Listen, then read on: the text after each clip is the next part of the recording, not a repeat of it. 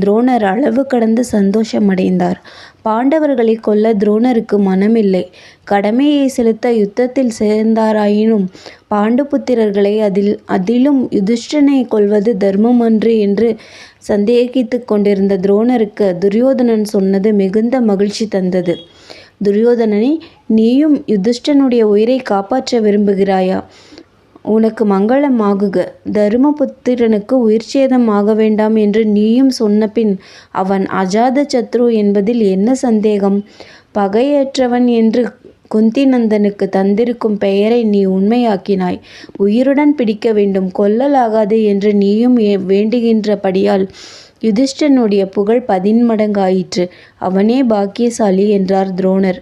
மறுபடியும், அப்பனே, நீ சொல்லியதிலிருந்து யுத்தத்தில் ஜெயித்துவிட்டு அவர்களுக்கு சேர வேண்டிய ராஜ்ய பாகத்தை முடிவில் அவர்களுக்கு கொடுத்து சமாதானம் செய்து கொள்ளவே உத்தேசித்திருக்கிறாய் என்று தெரிகிறது.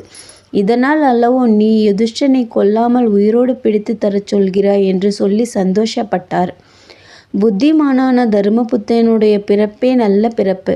குந்தி புத்திரன் அல்லவோ பாக்கியசாலி. அவனுடைய குணமல்லவோ பகைவருடைய உள்ளத்தையும் வென்றது என்று திரும்ப திரும்ப தர்ம வாழ்க்கையின் வெற்றியை எண்ணி திருப்தி அடைந்தார். சகோதர நேசத்தை துரியோதனன் விடவில்லை என்று ஆச்சாரியார் துரியோதனனை பற்றியும் மகிழ்ச்சி அடைந்தார். துரியோதனனுடைய யோசனையே வேறு. அவனுடைய உள்ளத்தில் பகையும் பாப எண்ணமும் முன்போலவே இருந்தன. அப்படியே ஆகட்டும், உயிரோடு யுதிஷ்டனை பிடித்து தருவேன் என்று துரோணர் சொன்னதும் தன் உண்மையான எண்ணத்தை அவருக்கு வெளியிட்டான். யுதிஷ்டனை கொன்றால் பாண்டவர்களுடைய கோபம் தணியாது, முன்னைவிட அதிகரித்து அனைவரும் நாசமாகும் வரையில் யுத்தம் நடக்கும். தன்னுடைய சேனை தோற்கடிக்கப்படும்.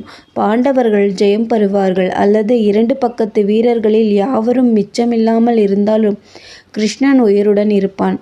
அவன் திரௌபதியையோ குந்தியையோ ராஜ்யம் அடைய செய்து விடுவான். ஆகையால் யுதிஷ்டனை கொல்வதில் லாபம் ஒன்றுமில்லை. யுதிஷ்டனை உயிரோடு பிடித்துவிட்டால் யுத்தம் சீக்கிரமாகவும் வெற்றிகரமாகவும் முடிந்துவிடும்.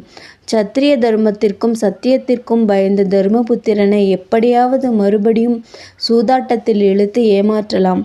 மறுபடியும் காட்டுக்கு அனுப்பிவிடலாம். 10 நாட்கள் யுத்தம் நடந்த அனுபவத்திலிருந்து யுத்தத்தினால் குலநாசம் உண்டாகுமே ஒழிய காரிய சித்தி பெற முடியாது என்பதை துரியோதனன் கண்டான். இதனாலேயேதான் அவன் யுதிஷ்டனை உயிரோடு பிடித்து தர வேண்டும் என்று துரோணரை வேண்டியது. துரோணர் இதை அறிந்ததும் தாம் முதலில் மகிழ்ந்தது பொய்யாயிற்று என்று வருத்தப்பட்டு துரியோதனனை மனத்தில் மிகவும் இகழ்ந்தார். ஆயினும் யுதிஷ்டனை கொல்லாமல் இருக்க எப்படியாவது ஒரு வழி ஏற்பட்டதே என்று சந்தோஷப்பட்டார்.